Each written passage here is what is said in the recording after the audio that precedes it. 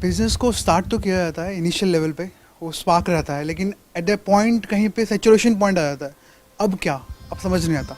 I understand कि मतलब एक बार बिजनेस हमने स्टार्ट तो कर दिया, एक लेवल पे आ गया, लेकिन ये नहीं पता उसके बाद क्या करें। सैचुरेशन पॉइंट आ गया। कितने चाहते हैं ये हो आज के सेशन का topic? That means how to take the business on the next level. If you can also talk about a little bit of a blueprint to success so that we don't hit plateau like these guys are saying. Can we have a blueprint of success right in the beginning and then walk on it and assume that we're going to meet those targets? अगर short कोई blueprint है business में successful होने का, तो वो सिर्फ ये है कि हमको ये समझ आ जाए कि कोई ब्लूप्रिंट नहीं है. एंड हाँ, दिस इज द ओनली हाँ, बिकॉज हाँ, ब्लूप्रिंट फॉलो करने का मतलब क्या है? वो ब्लूप्रिंट किसी ना किसी ने बनाया है. जिसने बनाया है उसने पास्ट के बेस पे बनाया है, प्रेजेंट के बेस पे तो नहीं बनाया. फ्यूचर उसको पता ही नहीं क्या है. तो मतलब वो बंदे ने 10-20 साल पहले कोई काम किया था, उसके बेस पर उसका जो एक्सपीरियंस था उसके बेस पे कुछ लिख दिया है और लोगों को बोल रहा है देखो ये है, इसको फॉलो करो. वो थियोरेटिकली वो सारी बातें हमको पता होती हैं. It's more to do with the mindset. And as far as mindset is concern, तो it's not a blueprint. There is a difference between a blueprint, that means blueprint means a formula और a step by step process. There is a difference in that and there is a difference in mindset. Business शुरू करना है तो क्या हमारा mindset होना चाहिए? शुरू हो गया, एक लेवल पे आ गया, अब क्या होना चाहिए? आगे ग्रो कैसे करते हैं? ग्रोथ माइंडसेट क्या है? तो ये ज्यादा इंपॉर्टेंट है समझना, बजाय कि थियोरेटिकली कुछ करने के. जैसे स्कूल कॉलेज में इतना पढ़ा, उसमें से प्रैक्टिकली कितना काम आता है? नहीं आता है ना. हाँ, आपके हिसाब से कैसे लेकर के जाते हैं बिजनेस को नेक्स्ट लेवल पे? Always taking a risk. Always taking a risk. Yep. क्या रिस्क लेने से हम आगे बढ़ते हैं बिजनेस में, नेक्स्ट लेवल पे जाते हैं? Definitely, for sure. Is it? Yes, for sure. तो इसका मतलब ये है किसी के पास में 10 लाख रुपए पड़ा है, वो कुछ भी रिस्क ले ले तो वो नेक्स्ट लेवल पे चला जाएगा? No. Can we use a term calculated risk, Exactly. Right, Calculated risk. Rather than risk? Exactly. यानी अगर हम रिस्क ले बिना किसी कैलकुलेशन के तो मरे, और कोई रिस्क ही ना लें तो भी मरे. और अगर कैलकुलेशंस आपकी बिल्कुल सही है, बिल्कुल परफेक्ट है, तो वो रिस्क है ही नहीं. क्लियर है ना? हाँ बोलिए. तो innovating new things and ideas. नए नए आइडियाज इंप्लीमेंट करना. देखो क्या हो रहा है, मैं आप लोगों की ना थॉट प्रोसेस को समझता चला जा रहा हूं, क्योंकि आप सब ऐसे ही सोचते हो and it needs to be corrected. Ideas की कमी नहीं होती है, इनफैक्ट एक्सेस ऑफ आइडियाज होते हैं. मैं सही कह रहा हूं, गलत कह रहा हूं? हजारों आइडियाज आ जाते हैं, लेकिन आपके पास में जो टाइम है वो लिमिटेड है, रिसोर्सेज लिमिटेड हैं. अब क्या करें उन आइडियाज का? So ideas is not the answer if you want to take your business on the next level. In fact business में एक अच्छे आइडिया से ज्यादा जो इंपॉर्टेंट है वो है कि किन आइडियाज को आप रिजेक्ट कर रहे हो. मतलब इससे इंपॉर्टेंट कि आप किन आइडियाज को इंप्लीमेंट कर रहे हो, इससे बड़ी जो आपको क्वालिटी चाहिए वो ये है कि कैसे आइडियाज को रूथलेसली छोड़ा जाता है. चाहे वो आपकी टीम ने दिया, वहां पर तो छोड़ना बड़ा सिंपल होता है कि भाई मैं बॉस हूं, चल भाई तूने आइडिया दिया तो बेकार ही होगा, छोड़ दिया. बट हमने खुद एक आइडिया हमारे माइंड में आया है, तो वहां पर पूरी तरह से अनबायस्ड होना बहुत इंपॉर्टेंट है. चाहे वो आइडिया यहां से है, चाहे वहां से है, कहीं से भी है. बेकार है तो बेकार है, बढ़िया है तो बढ़िया है.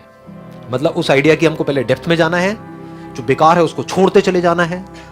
यानी कम चीजें करनी है लेकिन उसको अच्छे से करनी है. Business is not about doing too many things. गलतियां क्या होती है जब हम एक काम शुरू करते हैं? आप एक वेबसाइट बनाना शुरू करते हो या कहीं से बनवाते हो अपनी वेबसाइट. अब उस वेबसाइट बनाने में आपने कई महीने लगा दिए. होता है नहीं होता है? कभी ये चेंज करो जी, वो चेंज करो जी, ये करो वो करो. सामने वाला भी पागल हो जाता है जो वेबसाइट डिजाइनर है. वो कहता है भैया पहले आप सोच तो लो, आपको करना क्या है, चाहिए क्या है. होता क्या है, हम खुद बहुत ज्यादा डीपली सोच रहे होते हैं अपने काम को. कहते हैं ना अपना बच्चा सबको अच्छा लगता है, बदसूरत भी हो तो सुंदर लगता है. जबकि और लोग आते हैं वो देख के कहते हैं हाँ ठीक है ना, क्या हो गया. तो क्या होता है, आप अपनी वेबसाइट बना रहे हो तो बहुत सोच सोच करके बना रहे हैं कि यहाँ होना चाहिए, वहां होना चाहिए. जो बंदा आएगा उसको इस सबसे मतलब ही नहीं है. वो फटाफट से देखिए नंबर कहाँ है, और नंबर आपने कभी ये सोचा ही नहीं कि उसको आते ही दिखना चाहिए. नंबर आपने कहीं छुपा रखा है ना. बंदे को ढूंढना पड़ रहा है नीचे फुटर में जाकर के. वो कह रहा है भैया ये कहाँ है, या उसको नंबर चाहिए, आपने नंबर ही नहीं दिया, एक बस कॉन्टैक्ट फॉर्म दे करके छोड़ दिया. वो बंदा आ गया किसी तरीके से, आपने मार्केटिंग करी, वो वहां तक पहुंच गया. उसने कहा कौन भरेगा फॉर्म, छोड़ो बेकार है, साइट बंद. और आपने 1 साल लगाया ऐसी साइट बनाने में. समझ गए मैं क्या कह रहा हूं? Ideas is not the answer. Taking a risk is not the answer. In fact बहुत बार ऐसा होता है बिजनेस में जहां पर रिस्क लेने की जरूरत ही नहीं होती है, हम अननेसेसरी रिस्क ले रहे होते हैं. It's not required. इनफैक्ट अगर मैं ऑनेस्टली बताऊं तो मैंने बिजनेस में कभी भी कोई मेजर रिस्क नहीं लिया है. पीसफुली आराम से काम करता हूं. शुरू कहां से किया था? 10-12 हज़ार रुपए से. तो मुझे नहीं लगता कि कोई बहुत ज्यादा हमको पैसा चाहिए. ये सब नोशंस हैं जो हमारे दिमाग में घुसे पड़े हैं. मिथ है ये कि बहुत पैसा चाहिए, बहुत ये चाहिए, बहुत आइडियाज चाहिए, या कोई एक्स्ट्रा ऑर्डनरी आइडिया चाहिए. कुछ नहीं चाहिए. इनफैक्ट आइडिया क्या है अगर सिंपल वे में देखा जाए, बेस्ट आइडिया क्या है और वो कैसे मिलता है? If you need an idea, really an idea to take our business on to the next level, समझने से कि जो हमारे क्लाइंट्स हैं उनको क्या चाहिए.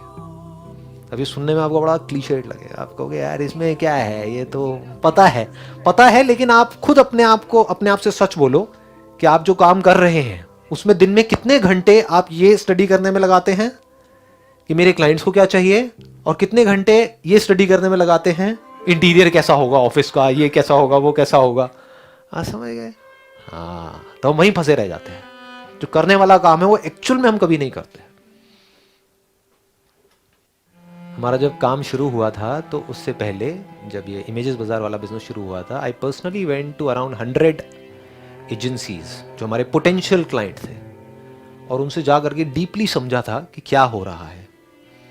उन्होंने नेगेटिव बोला तब भी बड़े ध्यान से समझा, पॉजिटिव बोला तब भी बड़े ध्यान से समझा कि क्या है. जब हमने वो बिजनेस शुरू किया था तो उस टाइम पे सीडीज चलती थी स्टॉक फोटोग्राफी की.